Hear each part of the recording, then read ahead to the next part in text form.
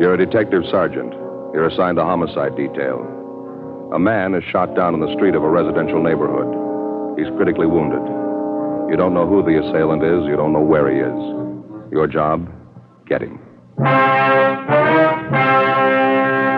Compare Fatima with any other king-size cigarette. Prove Fatima quality yourself. You'll find Fatima's length filters the smoke 85 millimeters for your protection. Fatima's length cools the smoke for your protection. You'll find Fatima's length gives you those extra puffs, 21% longer than standard cigarette size. And in Fatima, you get an extra mild and soothing smoke. Plus, the added protection of Fatima quality. Definitely the best quality in its class, but the same price as the cigarette you're now smoking. Buy Fatima in the bright, sunny yellow pack. Best of all, king-size cigarettes.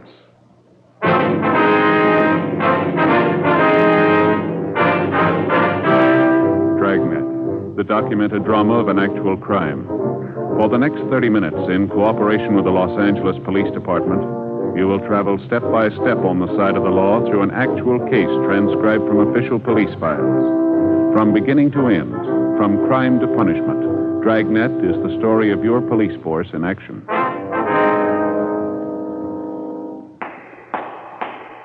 It was Thursday, January 20th. It was mild in Los Angeles. We were working the night watch out of homicide detail. My partner's Ed Jacobs. The boss is Thad Brown, chief of detectives. My name's Friday. I was on the way back from dinner, and it was 9:57 p.m. when I got back to the city hall, room 42, homicide detail. Hi, make it in time? No, they were closed up. Oh, that's too bad. Where'd you eat?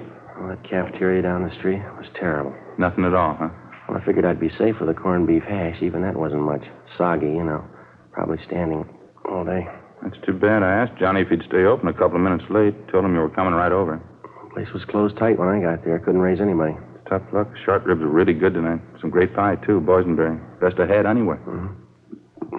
Say, you got any of those bicarb pills in your locker? I could sure use one. I'm afraid not. Gave the last one to Gene Bechtel tonight. Oh. He ate at the cafeteria, too. Hiya. Oh, Well, what do you say? Any phone calls for me yet? Muriel down at the staff's office called. That run you asked for, they got it ready. It was the only call, huh? Yeah. What is it, Al? Something wrong? No, why? You've been moping around like you lost your best friend. What's the matter? You mad at the world? No, just my in-laws. The wife had her father and mother over for lunch today. The old man's getting to be a real pain in the neck. Don't get along with him, huh? I keep trying to. Doesn't seem to do much good. All he can think of is money. It's all he can talk about. Why let it bother you?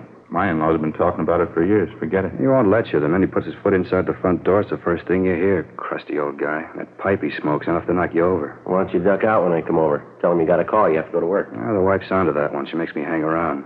Keeps telling me her father and mother like me. You never know it. The old guy's a real tyrant.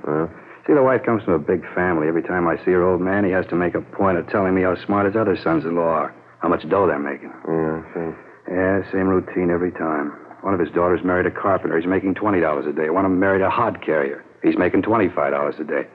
Always ends up asking me how much I'm making. Why don't you tell him it's none of his business? I did today. That's what started the argument. I walked out. Crusty old guy. Yeah, so I get it. Homicide, Friday. Yes, sir. Where? Mm-hmm. Would you repeat? Yes, sir, I have it. Fine, thank you. Yes, sir, right away. Shooting, Kirkman near Alpine. Let me grab my coat. No details? Man down on the sidewalk, apparently hurt bad. Neighbor said it was a family fight. Come on, we better hustle it, Al. Let's go. That's one good thing about this job. What do you mean? Trouble. You don't know what it is till you hear about other people's.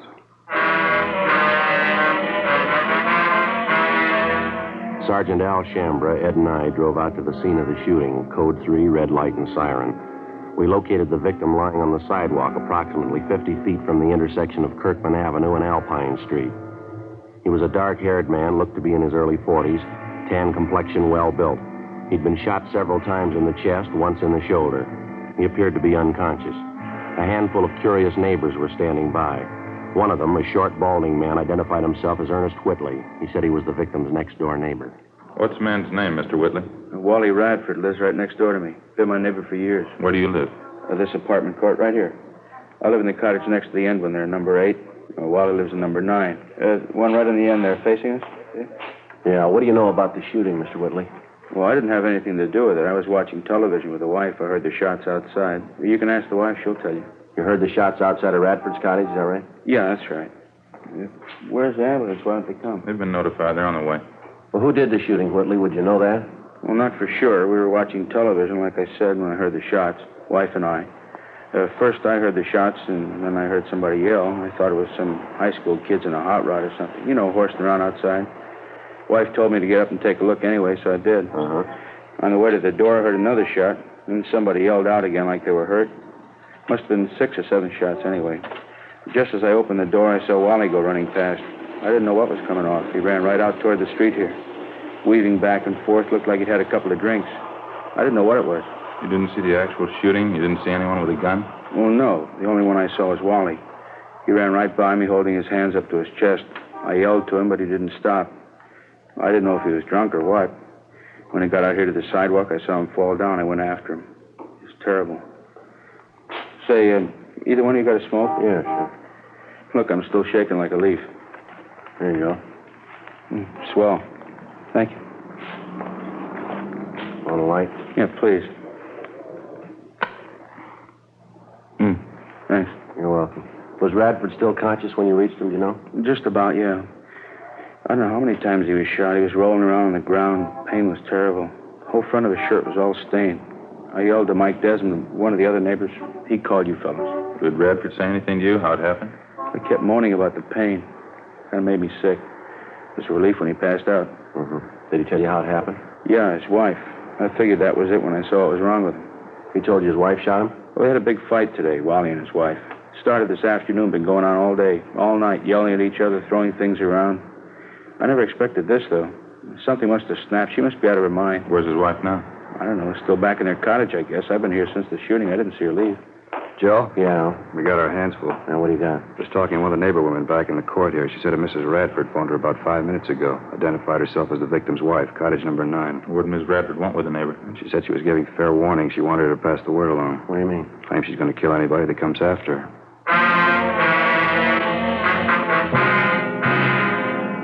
10:28 p.m. The ambulance arrived, and the attendants administered first aid to the victim of the shooting, Wallace Radford. Before he was rushed to Georgia Street Receiving Hospital for further treatment, Radford regained consciousness long enough to confirm the fact that it was his wife who shot him. That was about all he could tell us before the sedatives took effect. The 2 officers and 2 of the radio cars which were standing by were detailed to keep the crowd away from the apartment court where the shooting took place, in particular Cottage 9, where the Radfords lived. The blinds were drawn in the house. There were no lights showing. We called the Radford cottage on the phone, but there was no answer. Al Shambra and Ed circled around and back for a closer look at the place. I continued interviewing the Radfords' next-door neighbor, Ernest Whitley. I guess I should have known it'd come to this someday, the way they've been fighting lately, Wally and his wife. They've been doing nothing but wrangling, day in, day out. Well, you any idea where Mrs. Radford got the gun? She must have used Wally's, I guess. Don't know where else she'd get her hands on one. He keeps a gun in the house, does he? Yeah, as long as I've known him, he has. 38 automatic. I don't know the make, though. Do you happen to know if Mrs. Radford was used to handling a gun?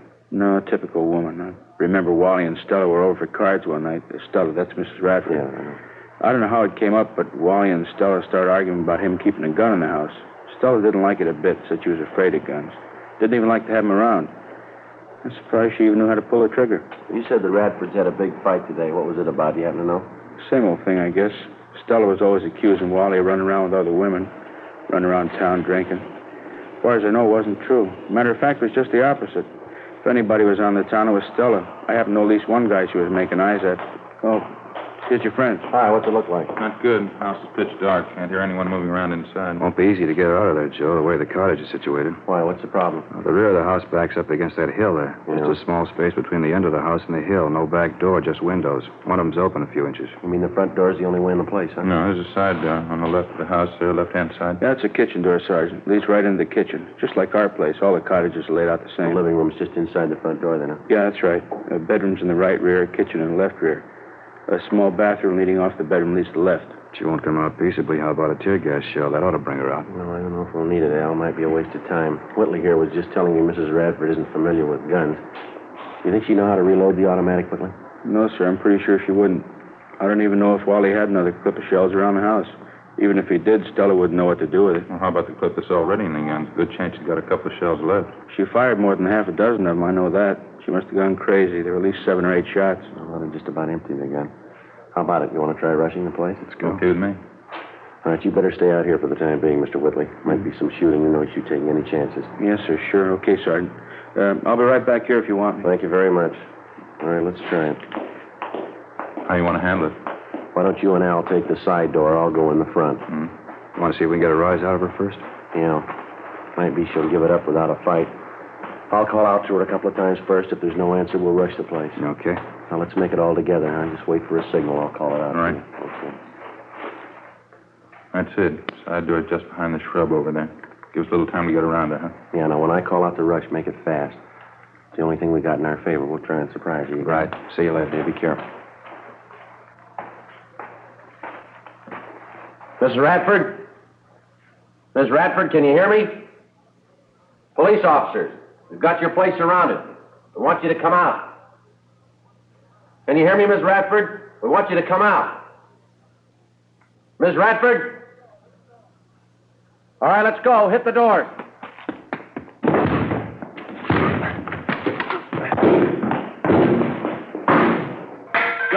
Joe, you all right? Yeah, what about you? In the kitchen. It's empty. Okay, just a minute. Living room's empty, not in here. Ed, in the bedroom. Nothing here. Yeah, how about that? Hey, Joe, back here. Where are you? Bedroom, straight back. All right. Have a look. Did you check the bathroom and all the closets? Everything. She's gone. 10:46 p.m. We double-checked the cottage, all the buildings, and possible hiding places adjoining the Radford house, and then we combed through the immediate neighborhood around the apartment court. There was no trace of the suspect, Stella Radford. In the apartment, we found a picture which neighbors told us was a good likeness of Mrs. Radford. Al Shambra got to a phone, called the office, and a local broadcast and an APB was gotten out on her. We figured she probably slipped out of the house without being noticed during the general excitement immediately after the shooting. Her phone call to one of the neighbors warning that she'd kill anyone who came after her only served as a stall to give her more time for a getaway. 10:55 p.m. Ray Pinker and the crime lab crew arrived and began their preliminary investigation. Judging from the bloodstains found on the furniture and the rug in the living room and on the front steps of the cottage, Radford had first been shot while he was in the living room, and then apparently he ran out the front door to escape the gunfire. A trail of 7 empty shells ejected from a .38 caliber automatic seemed to indicate that his wife followed him out the front door, still firing at him as he tried to get away. We checked the apartment court garage, but the Radford's car was still there. We remained at the apartment court interviewing the neighbors and trying to get a line on some of Mrs. Radford's known friends and associates. Joe, how'd you make out? Not much, Al. The neighbor I talked to hardly even knew the Radfords. How about you? Not much better. Girl in the apartment up the way name's Joanne Taylor. She told me she knew Radford's wife fairly well. Says she has a sister in town. Doesn't have any idea where she lives, though. How about the boyfriends Mrs. Radford's supposed to be running around with? She know anything about that? She thinks she was doing a little running around. She doesn't know who the men are, though. Hear anything about Radford's condition? Yeah, I checked with Georgia Street a couple of minutes ago. It's pretty critical. I don't know if he's going to make it or not. Joe, Al, back here, hustler. Come on. What do you got? Radford's neighbors next door. Whitley's. Just got a call from Mrs. Radford. She's talking to Mr. Whitley on the phone right now. Let's go. I don't know what this is all about.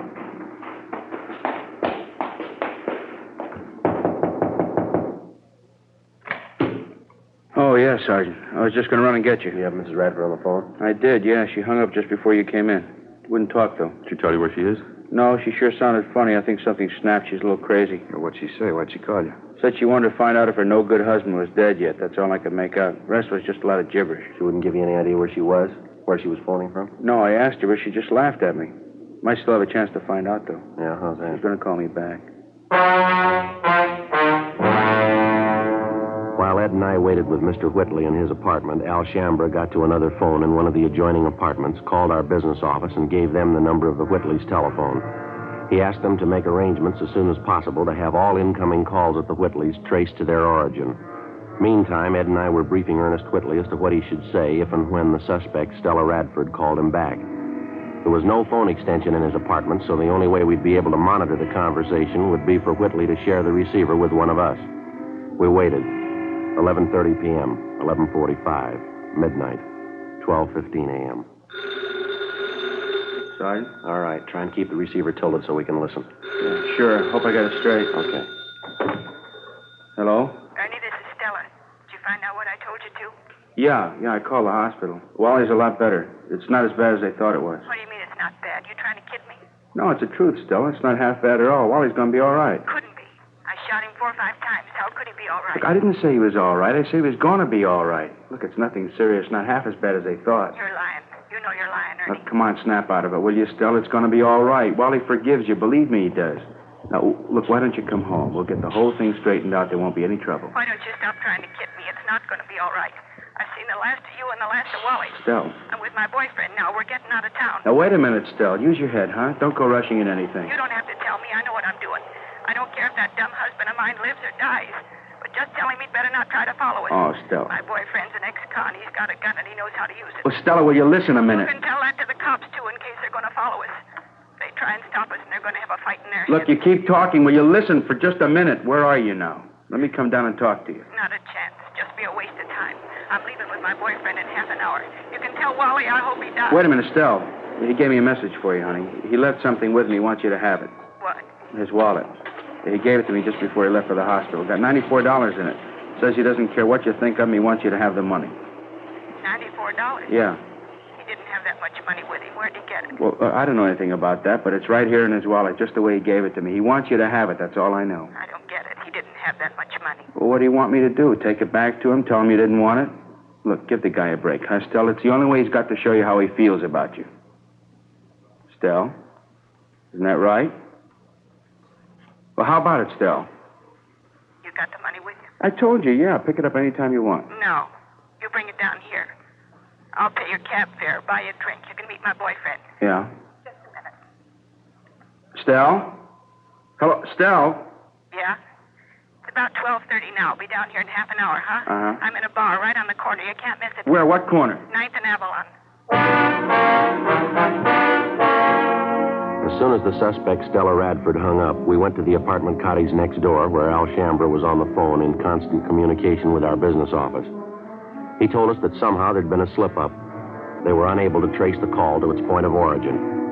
12:36 a.m. According to plan, Ernest Whitley left his apartment, called a taxi, and headed downtown to keep his appointment with the suspect, Stella Radford. Ed Jacobs and Lieutenant Tony Ruiz from Homicide followed him. Al Shambra and I stood by at the apartment. More waiting. 1 a.m., 1:30, 2 a.m. Think they'd call us anyway. Wonder what the hitch is. Well, it's kind of hard to figure, Al. It's either a bum steer or they ran into some kind of trouble, maybe. And Mrs. Radford, she really warmed up to the idea when the money was mentioned. Well, apparently, yeah. I was listening in when Whitley gave her the story. She seemed to go for it. It's kind of hard to tell. The way this whole thing shapes up, she can... Might be them now. Give a look. Joe? Oh, yeah, Ed. What happened? How'd it go? We covered the Bartle closing, cruised the neighborhood, gave her plenty of time. Yeah. No luck, she didn't show.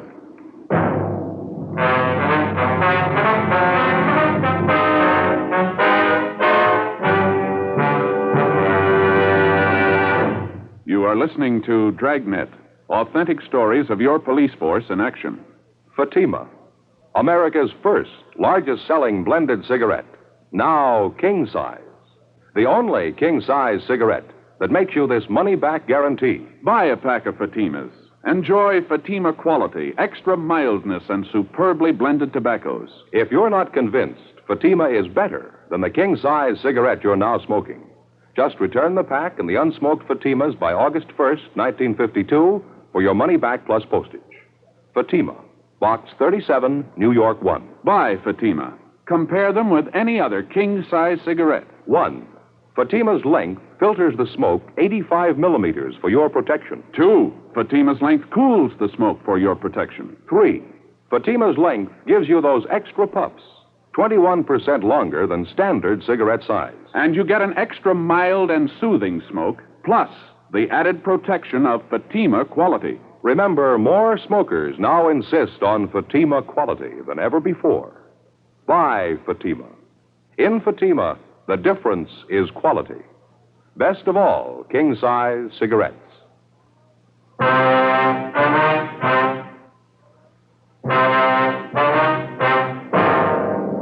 Friday, January 21st, 2:28 a.m. With the failure of the suspect, Stella Radford, to keep the date with her next-door neighbor, Ernest Whitley, at the Avalon Boulevard bar, we reached a temporary stalemate. Despite the fact that checks were made at all restaurants, bars, and other business places in the vicinity of 9th and Avalon open that time of night, there was no report or trace of the suspect. While the search continued, we stood by at the Whitley apartment in the hope that Mrs. Radford might call back. A check of our Records and Identification Bureau failed to turn up any record on either the victim or the suspect, his wife. Ed called Georgia Street Receiving Hospital again, but there was no change. Wallace Radford's condition was still critical. At 2:35 a.m., Stella Radford telephoned again. While we listened in, she told Whitley that she'd had no intention of keeping that appointment with him at the Avalon Boulevard bar. She told him that she knew he was working with the police, that she saw officers follow Whitley to the bar where they were supposed to have met. She again warned him of the consequences in the event anybody tried to apprehend her. After she hung up, we checked with the business office, and they told us that the calls had been coming from a telephone prefix which was impossible to trace. 10 minutes later, Whitley got another call from the Radford woman. The conversation went on for the better part of 20 minutes. She didn't seem to make much rhyme or reason. Her only concern was the condition of her husband, whether or not he was dead. She hung up abruptly, but 15 minutes later, she called Whitley again. Look, Stell, I told you there isn't going to be any trouble. Now, why don't you go and see Wally? He's lying down there in the hospital. He wants to see you. How about it, huh, Stell? Is he dead or not? That's all I want to know. My boyfriend and I are leaving first thing in the morning. I want to find out before I go. Why don't you at least give me a chance to talk to you, Stell, huh? We've been good friends. You know I wouldn't do anything to hurt you or Wally. Now, let me talk to you, huh? There's nothing to talk about. If you got anything to say, you can tell me now. All I want to do is find out about I Wally. told you he's hurt, but he's going to be all right. It's not serious. Stell? Why don't you stop lying to me? Look, I'm not lying, Stell. I wouldn't lie about something like that. What's the matter with you anyway? You been drinking? What's it your business? You're not kidding me, Artie. You're trying to help the cops. Don't you think I know that? What kind of a fool you think I am? Look, I'm trying to help, Stell, that's all. Sure, you're trying to help. Not me, though. You're trying to help the cops. I know they're with you. When we made that date to meet at the bar, you told them all about it. No. You left the house and they left right after you. I know Stell, all about it. no, you got it wrong, honey. I'm trying to help both of you, you and Wally. I'm trying to help the best way I know how. Now, why don't you come home? I told you we'll straighten the whole thing out. There won't be any trouble. Don't hand me that. I said we're leaving town, me and my boyfriend. Now, what about that money? $94. You said Wally wanted me to have Yeah, that's right. He does. Now, how can I get it to you if you don't trust me? Get away from the cops, that's all. Oh, Stell. Maybe I could use the money, but I'm not giving myself up. Look, for you're $94. wrong about the cops, Stell. Believe me, you are. Now, why won't you let me meet you someplace? Any place you want, just let me talk to you. How many times do I have to tell you there's nothing to talk about? All I want to know is about Wally. Is he dead yet? But I told you, he's not dead. He's going to be all right. Look, why can't you believe me? It's not what they thought. Wally will be okay. Ed, Yeah? in the next room. But what for, Stell? Why? Now, come on, snap out of it, huh? No, it's the truth, so help me. Yeah, what's the matter? Well, it just happened to strike me. You hear that streetcar that just went by a minute ago? Yeah, I did. Why? Did you notice a little before that when we were listening on the phone? Sounded like the same thing coming over the line, didn't it? Yeah, come to think of it, it did. Matter of fact, I heard it a couple of times coming over the phone. It's pretty regular. Yeah, that's what I mean. Streetcars have been passing by here regularly, too. Not much of a time lapse, either. Not much more than a minute. Mm-hmm. Well, I mean between the time when we hear it over the phone and the time the streetcar actually passes this place. Yeah? Well, if we've got the right angle, there's only one way to figure it here. She's phoning from somewhere in the neighborhood, and she's fairly close, wouldn't you say? Where do we start looking? Well, car tracks only run two ways. 3:30 a.m. Ed and I went back into the next room and continued to monitor the conversation between Whitley and Mrs. Radford. Whitley seemed to know how to keep the suspect talking, even though the purpose of her conversation seemed to make little or no sense. At 3:42 a.m., while we listened in, on the other end of the line, we again heard the sound of a streetcar approach and pass. Ed checked his watch. Approximately 1 minute, 38 seconds later, we heard a streetcar pass by in front of the apartment court. Before Ed and I left, we jotted down a note for Whitley asking him to keep Mrs. Radford on the line just as long as possible. We got in the car and drove north along the car tracks at about the normal speed of a streetcar. 1 minute and 38 seconds of driving brought us a distance of little more than 8 blocks. It was on the fringe of a park area. There were only 3 residential buildings in the immediate vicinity. There were no lights showing in any of them. We checked the location for public telephones, but we found none. 4:15 a.m., we turned around, drove back to the apartment court, and using the same timing procedure, 1 minute, 38 seconds at 25 miles an hour, we drove along the car line in a southerly direction. Sure not much of a choice. Bars are closed, most of the restaurants. No lights burning on this block. A few up ahead there in the next block, Ed. Yeah. Got to come pretty soon, doesn't it? Yeah, it's a minute right now. I can't see how we'd be wrong on it, can you? Too much right off is just a coincidence. A minute, 15 seconds. A minute, 20. Better slow down, huh? Yeah. What do you think? Well, it's a service station across the street. It's closed up. Well, a lot of them have outside payphones, don't they? You see any? No? None on this side. Let's see, I'll pull up in there, huh? Yeah. There's a phone booth in the back there. There's no lights, though. Looks like somebody in it. Yeah. Looks like a woman. Yeah, it is. Come on. All right, hold it up, lady. She's running for it, Joe. All right, come on. Come on, hold it up, lady. Police officer. Let go. Let go of me. What do you think you're doing? Police officers, lady. Here's our identification. I'd like to talk to you. You leave me alone. Just leave me alone. That's all. I don't have to talk to you. Your name's Stella Radford, isn't it? No, it isn't. Is that your identification? Who sent you here? Who was it? Are you Stella Radford? You couldn't have found out. How'd you know I was here? It was Ernie, wasn't it? Him and his friends. He told you. No, ma'am. I don't see how you found me. Somebody had to tell you. You never could have found me. I don't see how I made any mistake. Yeah, that's right. Let's go, lady.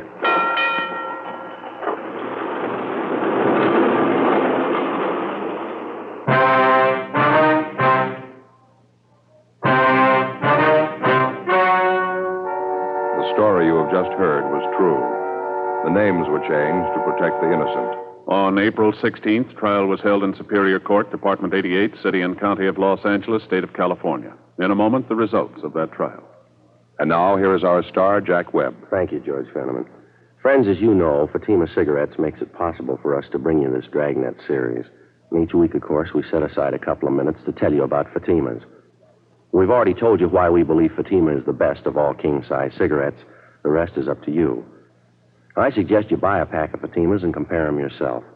Fatimas give you an extra mild and soothing smoke, plus the added protection of Fatima quality, something no other cigarette has. Look for that bright, sunny yellow pack tomorrow and try Fatima.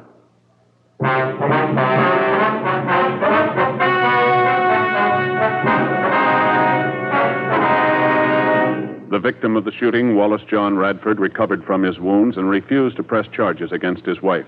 However, she was tried in Superior Court and found guilty of Section 245 PC, assault with a deadly weapon. She was sentenced to the term prescribed by law. Assault with a deadly weapon is punishable by imprisonment in the state penitentiary for a term not less than 1 nor more than 10 years.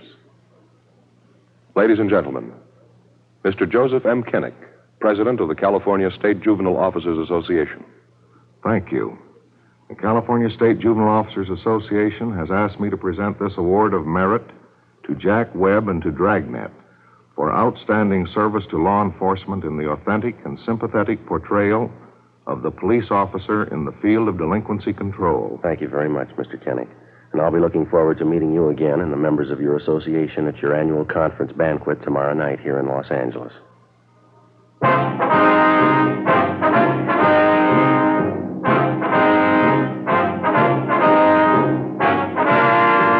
You have just heard Dragnet, a series of authentic cases from official files. Technical advice comes from the Office of Chief of Police W.H. Parker, Los Angeles Police Department. Technical advisors Captain Jack Donahoe, Sergeant Marty Wynn, Sergeant Vance Brasher. Heard tonight were Barney Phillips, Herb Ellis, Jack Crucian, Helen Cleve. Script by Jim Moser. Music by Walter Schumann. Hal Gibney speaking. Fatima Cigarettes, best of all king-size cigarettes, has brought you Dragnet, transcribed from Los Angeles.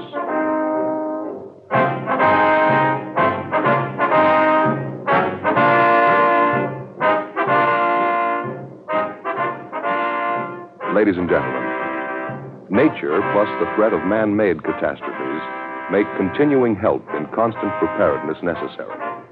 The Red Cross binds these needs. Answer the Red Cross call with a generous contribution.